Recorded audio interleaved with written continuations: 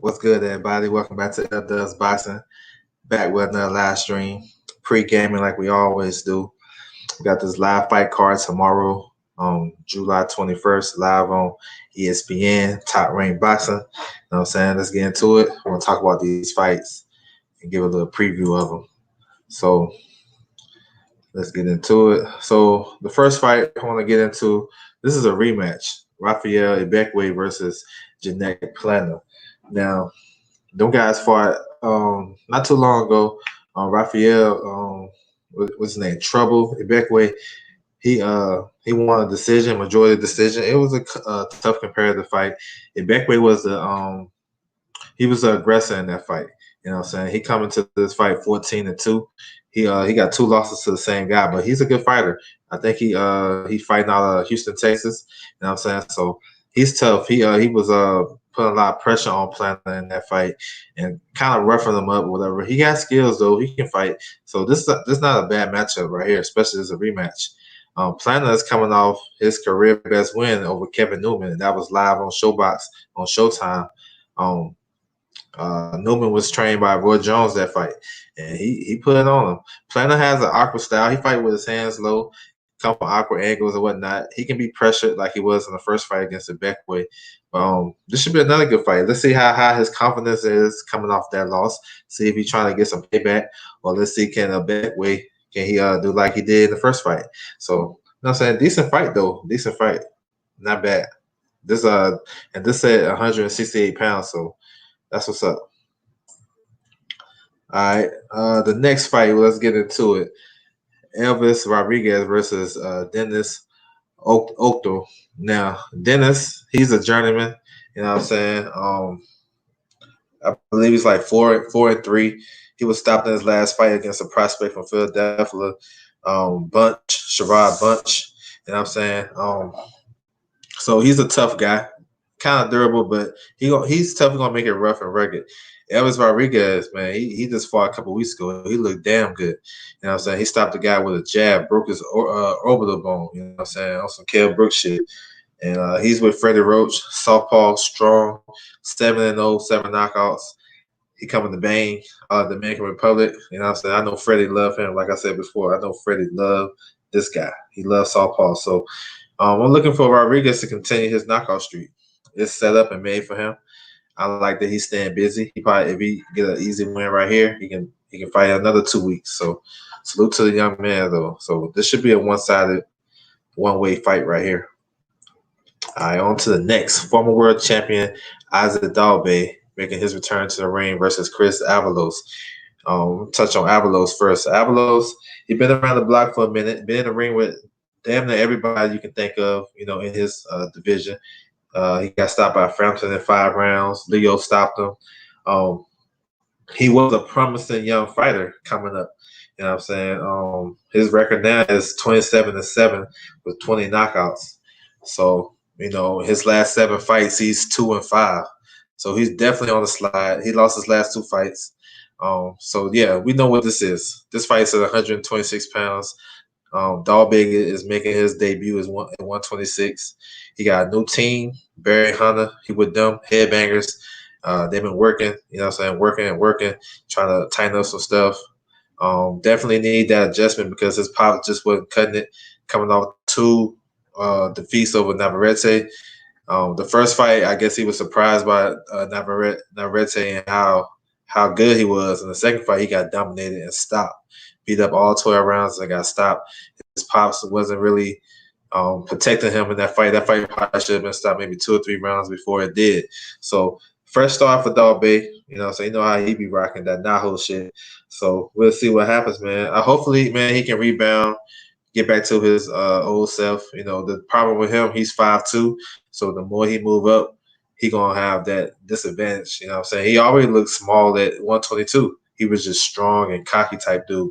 So as he move up in weight, 126, he's gonna be facing guys bigger and taller than him, and that reach is it's gonna be a disadvantage for him all the time, like in the Navarrete fight.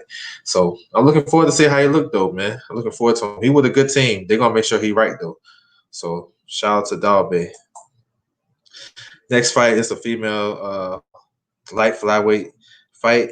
Kim Clavel out of Canada, and Natalie Gonzalez out of New Rochelle, New York. Now, Clavel, she's a good fighter. Good fighter, good skills. I was impressed watching some of her highlights and her fights. She's 11-0, 2 knockouts, not a lot of power, so you get that in those weight divisions. You know what I'm saying? But she can fight. She's skilled, and she come to bang too. You know what I'm saying? She got good technique. I mean, these ladies are kind of more fundamental than the men are, real talk. So she has a chance to be a world champion in that division, 108 and 112 for those keeping track at home. So Clavel, she's definitely tough. You know what I'm saying? She's a nurse. She just won the Pat Tillman Award or whatnot because she still was working through this COVID-19. So salute to her for that. But she got a good fight ahead of her. Gonzalez is a two-time Golden Girl, Golden Gloves champion. I'm sorry, Golden Gloves champion out in New York. So she can fight. You know what I'm saying? They don't just hand those out. And she's undefeated too, 6-0, 1 knockout. So I expect a good scrap, a good technically sound scrap. I would favor Clavel because she got the height and reach, and she a little bit, seasoned, more seasoned as a pro. But definitely, I like this fight. I think it's gonna be a good one. All right, to the co-main event. Another good fight. You know what I'm saying? Exciting young prospect that everybody looking out for. Edgar Berlanga versus Eric Moon. This guy Berlanga, he a beast. You know what I'm saying? 13-0, 13 knockouts, all knockouts in the first round. So he ain't playing no game. I love that he be coming to the ring with Fat Joe. You know what I'm saying? Bumping that lean back. Yo, dope. Good fighter, young kid, strong, solid, thick. You know what I'm saying? You can tell he hit hard. You hear his punches, it don't sound right. He facing Eric Moon. It's a decent little prospect himself, 11-2. You know what I'm saying? 6 knockouts. These guys fought a couple times in the amateur, so they know each other. They familiar. Different set of rules now, different ball game. Smaller gloves, no headgear, and definitely Moon gonna feel those punches.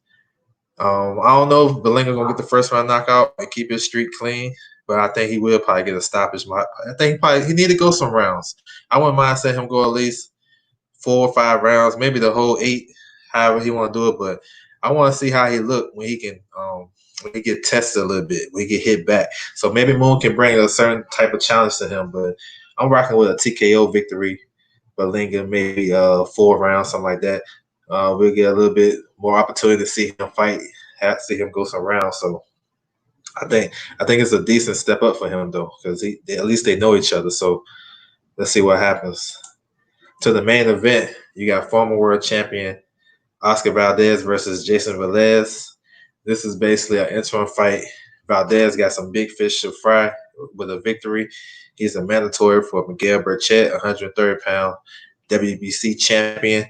That's a great fight on paper and I think in the ring, but he got business to handle. Velez, tough young veteran, 29-6, been in the ring with damn near everybody you can think of. Brian Garcia, there's a bunch of guys he's been in the ring with. He can fight. He's decent out of Puerto Rico. He got 21 knockouts, so he can crack a little bit. His last fight, he fought on the Gary Russell Jr. undercard in February against Jaime Arboleda. That was a good-ass fight. He lost that fight close. I believe it was a split decision. He dropped Arboleda in the 12th round. And that probably, that kind of made it more close. And you could have an argument that Velez won that fight.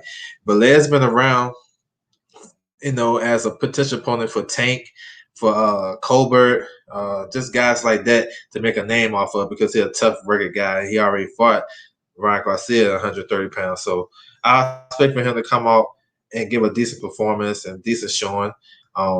He's definitely the underdog, but we'll see what he brings to the table. Oscar Valdez, you know what I'm saying?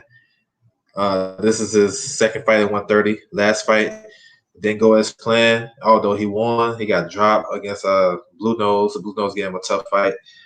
This is like his third fight with Eddie Reynoso, Team Canelo. Valdez is an action-packed fighter. He does have a boxing pedigree because he went to the Olympics and he was a Mexican Olympian.